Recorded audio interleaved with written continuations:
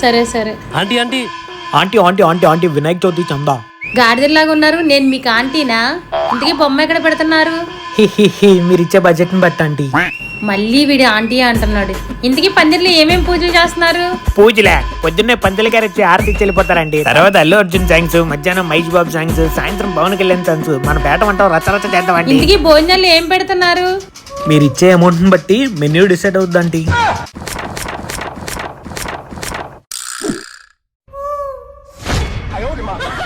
ఇన్ని క్వశ్చన్లు అడిగి 10 రూపాయలు ఇచ్చారేంటి? మీరు వినాయక చవితి పందిరి బత్తితో వేస్తున్నట్టు లేదు, మీ జలసాల కోసం వేస్తున్నట్టుంది. వినాయక చవితి అంటే ఏడాది మొత్తంలో గొప్పగా జరుపుకునే తొలి పండుగ. ఇంతకీ 10 రూపాయలు ఎందుకు ఇచ్చాను అనుకుంటున్నారా? వినాయక వ్రతకల్పమని ఓ బుక్ ఉంటుంది, అది చదవండి తెలుస్తుంది. వచ్చేసారు పెద్ద పందిరేయడానికి.